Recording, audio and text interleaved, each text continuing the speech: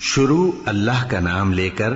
جو بڑا مہربان نہایت رحم والا ہے۔ اے نبی، مجاہد لوگ تم سے غنیمت کے مال کے بارے میں دریافت کرتے ہیں کہ کیا حکم ہے۔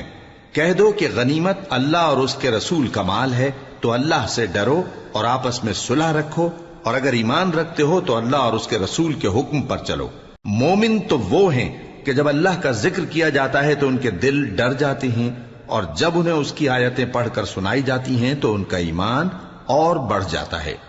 اور وہ اپنے پروردگار پر بھروسہ رکھتے ہیں، اور وہ جو نماز قائم کرتے ہیں اور جو مال ہم نے ان کو دیا ہے اس میں سے نیک کاموں میں خرچ کرتے ہیں، یہی سچے مومن ہیں، اور ان کے لیے ان کے پروردگار کے ہاں بڑے بڑے درجے ہیں اور بخشش اور عزت کی روزی ہے۔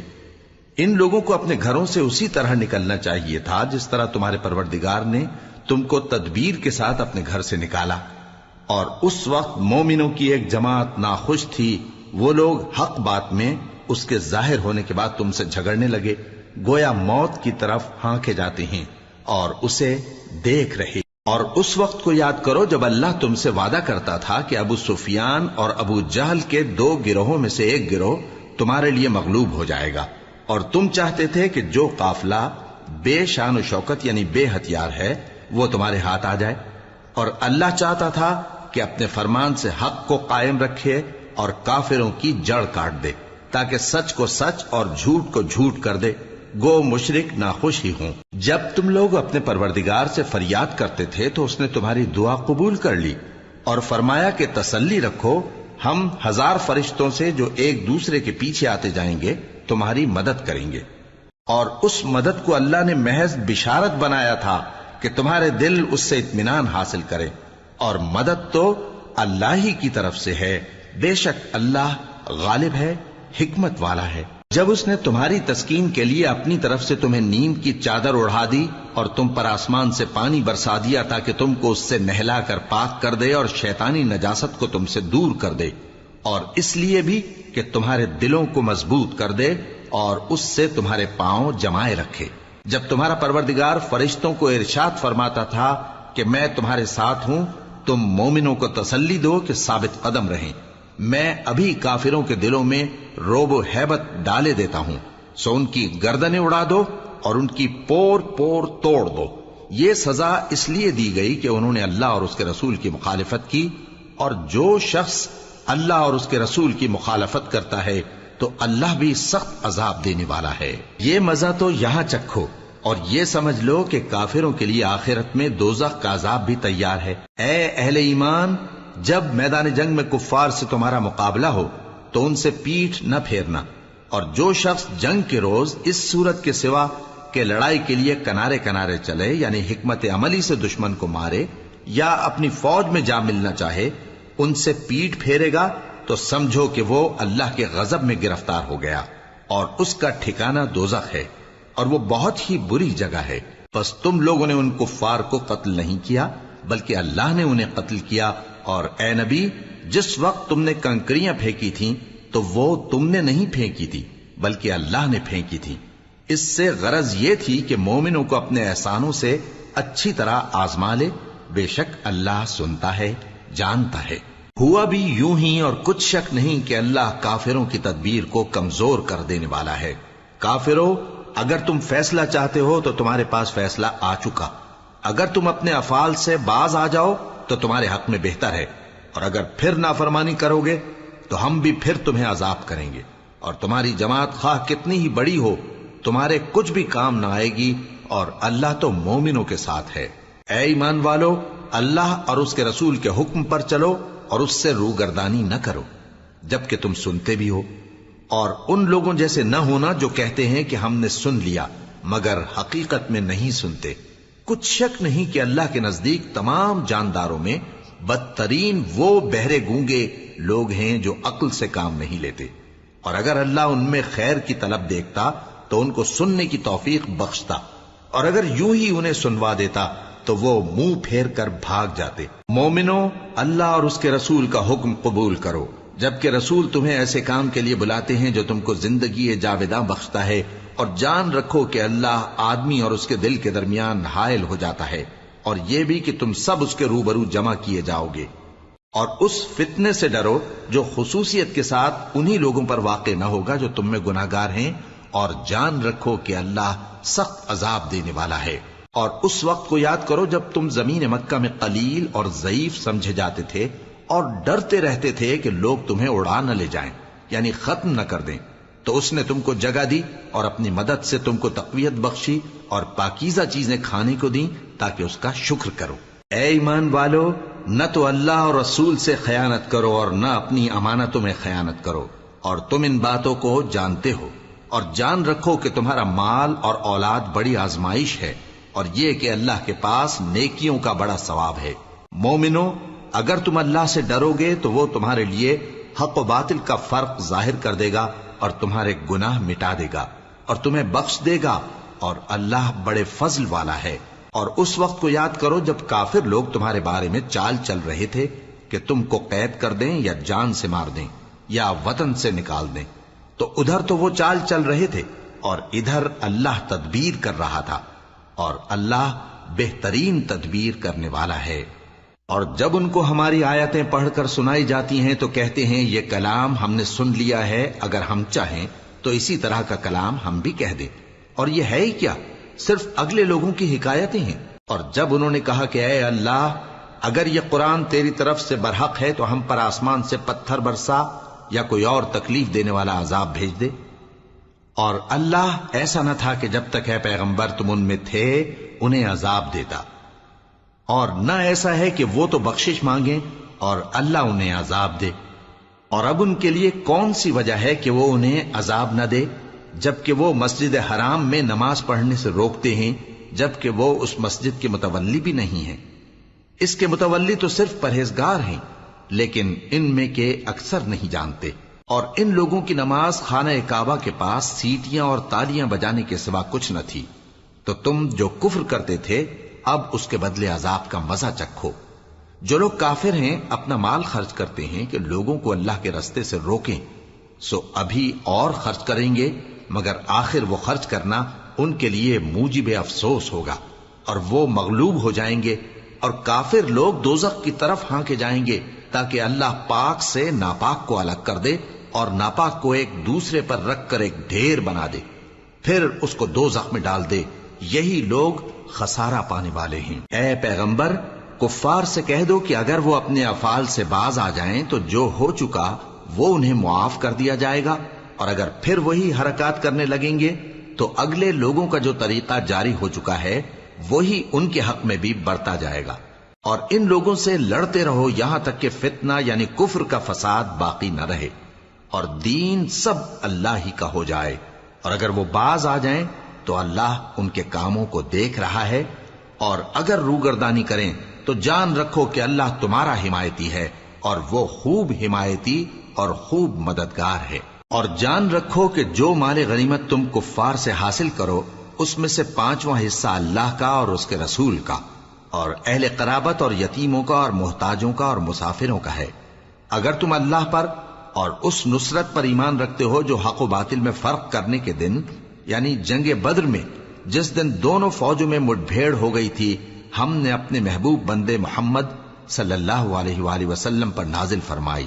اور اللہ ہر چیز پر قادر ہے۔ جس وقت تم مدینے سے قریب کے ناکے پر تھے اور کافر دور کے ناکے پر، اور قافلہ تم سے نیچے اتر گیا تھا، اور اگر تم جنگ کے لیے آپس میں قرارداد کر لیتے تو وقت معین پر جمع ہونے میں تقدیم و تاخیر ہو جاتی، لیکن اللہ کو منظور تھا کہ جو کام ہو کر رہنے والا تھا اسے کر ہی ڈالے، تاکہ جو مرے بصیرت پر یعنی یقین جان کر مرے، اور جو جیتا رہے وہ بھی بصیرت پر یعنی حق پہچان کر جیتا رہے۔ اور کچھ شک نہیں کہ اللہ سنتا ہے، جانتا ہے۔ اس وقت اللہ نے تمہیں خواب میں کافروں کو تھوڑی تعداد میں دکھایا تھا، اور اگر بہت کر کے دکھاتا تو تم لوگ جی چھوڑ دیتے اور جو کام درپیش تھا اس میں جھگڑنے لگتے، لیکن اللہ نے تمہیں اس سے بچا لیا، بے شک وہ سینوں کی باتوں تک سے واقف ہے۔ اور اس وقت جب تم ایک دوسرے کے مقابل ہوئے تو کافروں کو تمہاری نظروں میں تھوڑا کر کے دکھاتا تھا اور تم کو ان کی نگاہوں میں تھوڑا کر کے دکھاتا تھا، تاکہ اللہ کو جو کام کرنا منظور تھا اسے کر ڈالے، اور سب کاموں کا رجوع اللہ ہی کی طرف ہے۔ مومنو، جب کفار کی کسی جماعت سے تمہارا مقابلہ ہو تو ثابت قدم رہو اور اللہ کو بہت بہت یاد کرو تاکہ مراد حاصل کر لو، اور اللہ اور اس کے رسول کے حکم پر چلو، اور آپس میں جھگڑا نہ کرنا کہ ایسا کرو گے تو تم بزدل ہو جاؤ گے اور تمہاری ہوا اکھڑ جائے گی، اور صبر سے کام لو کہ اللہ صبر کرنے والوں کا مددگار ہے۔ اور ان لوگوں جیسے نہ ہونا جو اتراتے ہوئے یعنی حق کا مقابلہ کرنے کے لیے اور لوگوں کو دکھانے کے لیے گھروں سے نکل آئے اور لوگوں کو اللہ کی راہ سے روکتے ہیں، اور جو اعمال یہ کرتے ہیں اللہ ان کا احاطہ کیے ہوئے ہے۔ اور جب شیطان نے ان کے اعمال ان کو آراستہ کر دکھائے اور کہا کہ آج کے دن لوگوں میں سے کوئی تم پر غالب نہ ہوگا اور میں تمہارا رفیق ہوں، لیکن جب دونوں فوجیں ایک دوسرے کے مقابل صف آرا ہوئیں تو پسپا ہو کر چل دیا اور کہنے لگا کہ مجھے تم سے کوئی واسطہ نہیں، میں تو ایسی چیزیں دیکھ رہا ہوں جو تم نہیں دیکھ سکتے، مجھے تو اللہ سے ڈر لگتا ہے اور اللہ سخت عذاب کرنے والا ہے۔ اس وقت منافق اور کافر جن کے دلوں میں بیماری تھی کہتے تھے کہ ان لوگوں کو ان کے دین نے مغرور کر رکھا ہے، اور جو شخص اللہ پر بھروسہ رکھتا ہے تو اللہ غالب ہے، حکمت والا ہے۔ اور کاش تم اس وقت کی کیفیت دیکھو جب فرشتے کافروں کی جانیں نکالتے ہیں کہ ان کے چہروں اور پیٹھوں پر مارتے جاتے ہیں اور کہتے ہیں اب آگ کے عذاب کا مزہ چکھو، یہ ان اعمال کی سزا ہے جو تمہارے ہاتھوں نے آگے بھیجی ہیں، اور یہ جان رکھو کہ اللہ بندوں پر ظلم نہیں کرتا۔ جیسا حال فرعونیوں اور ان سے پہلے لوگوں کا ہوا تھا ویسا ہی ان کا ہوا کہ انہوں نے اللہ کی آیتوں سے کفر کیا تو اللہ نے ان کے گناہوں کی سزا میں ان کو پکڑ لیا۔ بے شک اللہ زبردست ہے، سخت عذاب دینے والا ہے۔ یہ اس لیے کہ جو نعمت اللہ کسی قوم کو دیا کرتا ہے جب تک وہ خود اپنے دلوں کی حالت نہ بدل ڈالیں اللہ اسے نہیں بدلا کرتا، اور اس لیے کہ اللہ سنتا جانتا ہے۔ جیسا حال فرعونیوں اور ان سے پہلے لوگوں کا ہوا تھا ویسا ہی ان کا ہوا۔ انہوں نے اپنے پروردگار کی آیتوں کو جھٹلایا تو ہم نے ان کو ان کے گناہوں کے سبب ہلاک کر ڈالا اور فرعونیوں کو ڈبو دیا،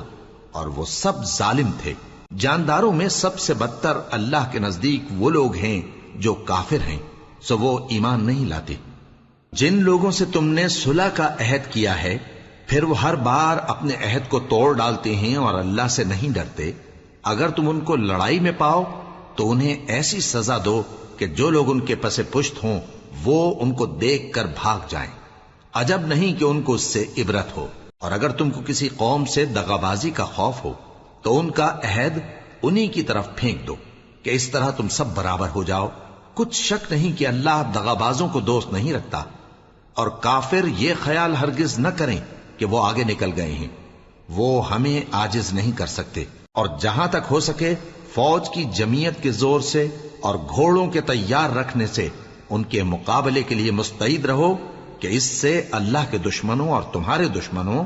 اور ان کے سوا اور لوگوں پر جن کو تم نہیں جانتے اور اللہ جانتا ہے ہیبت بیٹھی رہے گی، اور تم جو کچھ اللہ کی راہ میں خرچ کرو گے اس کا ثواب تم کو پورا پورا دیا جائے گا اور تمہارا ذرا نقصان نہ کیا جائے گا۔ اور اگر یہ لوگ صلح کی طرف مائل ہوں تو تم بھی اس کی طرف مائل ہو جاؤ، اور اللہ پر بھروسہ رکھو، کچھ شک نہیں کہ وہ سب کچھ سنتا ہے جانتا ہے۔ اور اگر یہ چاہیں کہ تم کو فریب دیں تو اللہ تمہیں کفایت کرے گا، وہی تو ہے جس نے تم کو اپنی مدد سے اور مسلمانوں کی جمعیت سے تقویت بخشی اور ان کے دلوں میں الفت پیدا کر دی، اور اگر تم دنیا بھر کی دولت خرچ کرتے تب بھی ان کے دلوں میں الفت پیدا نہ کر سکتے، مگر اللہ ہی نے ان میں الفت ڈال دی، بے شک وہ زبردست ہے، حکمت والا ہے۔ اے نبی، اللہ تم کو اور مومنوں کو جو تمہارے پیرو ہیں کافی ہے۔ اے نبی، مسلمانوں کو جہاد کی ترغیب دو۔ اگر تم میں 20 آدمی ثابت قدم رہنے والے ہوں گے تو 200 کافروں پر غالب رہیں گے، اور اگر 100 ایسے ہوں گے تو 1000 پر غالب رہیں گے، اس لیے کہ کافر ایسے لوگ ہیں کہ کچھ بھی سمجھ نہیں رکھتے۔ اب اللہ نے تم پر سے بوجھ ہلکا کر دیا اور معلوم کر لیا کہ ابھی تم میں کسی قدر کمزوری ہے، پس اگر تم میں 100 ثابت قدم رہنے والے ہوں گے تو وہ 200 پر غالب رہیں گے، اور اگر 1000 ہوں گے تو اللہ کے حکم سے 2000 پر غالب رہیں گے، اور اللہ ثابت قدم رہنے والوں کا مددگار ہے۔ پیغمبر کو شایع نہیں کہ اس کے قبضے میں قیدی رہیں جب تک کافروں کو قتل کر کے زمین میں کثرت سے خون نہ بہا دے۔ تم لوگ دنیا کے مال کے طالب ہو اور اللہ آخرت کی بھلائی چاہتا ہے، اور اللہ غالب ہے، حکمت والا ہے۔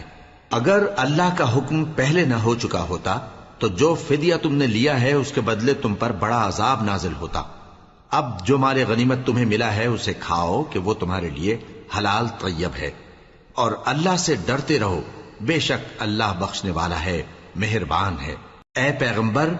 جو قیدی تمہارے قبضے میں یعنی گرفتار ہیں ان سے کہہ دو کہ اگر اللہ تمہارے دلوں میں نیکی معلوم کرے گا تو جو مال تم سے چھن گیا ہے اس سے بہتر تمہیں عنایت فرمائے گا، اور تمہارے گناہ بھی معاف کر دے گا، اور اللہ بخشنے والا ہے، مہربان ہے۔ اور اگر یہ لوگ تم سے دغا کرنا چاہیں گے تو یہ پہلے ہی اللہ سے دغا کر چکے ہیں، تو اس نے ان کو تمہارے قبضے میں کر دیا، اور اللہ دانا ہے، حکمت والا ہے۔ جو لوگ ایمان لائے اور جنہوں نے ہجرت کی اور اللہ کی راہ میں اپنے مال اور جان سے لڑے وہ، اور جنہوں نے ہجرت کرنے والوں کو جگہ دی اور ان کی مدد کی وہ، آپس میں ایک دوسرے کے رفیق ہیں۔ اور جو لوگ ایمان تو لے آئے لیکن ہجرت نہیں کی، تو جب تک وہ ہجرت نہ کریں تم کو ان کی رفاقت سے کچھ سروکار نہیں، اور اگر وہ تم سے دین کے معاملات میں مدد طلب کریں تو تم کو مدد کرنی لازم ہے، مگر ان لوگوں کے مقابلے میں کہ تم میں اور ان میں صلح کا عہد ہو مدد نہیں کرنی چاہیے، اور اللہ تمہارے سب کاموں کو دیکھ رہا ہے۔ اور جو لوگ کافر ہیں وہ بھی ایک دوسرے کے رفیق ہیں۔ تو مومنو، اگر تم یہ کام نہ کرو گے تو ملک میں فتنہ برپا ہو جائے گا اور بڑا فساد مچے گا۔ اور جو لوگ ایمان لائے اور وطن سے ہجرت کر گئے اور اللہ کی راہ میں جہاد کرتے رہے، اور جنہوں نے ہجرت کرنے والوں کو جگہ دی اور ان کی مدد کی، یہی لوگ سچے مسلمان ہیں۔ ان کے لیے اللہ کے ہاں بخشش اور عزت کی روزی ہے۔ اور جو لوگ بعد میں ایمان لائے اور وطن سے ہجرت کر گئے اور تمہارے ساتھ ہو کر جہاد کرتے رہے، وہ بھی تمہیں میں سے ہیں۔ اور رشتہ دار اللہ کے حکم کی روح سے ایک دوسرے کے زیادہ حقدار ہیں، کچھ شک نہیں کہ اللہ ہر چیز سے واقف ہے۔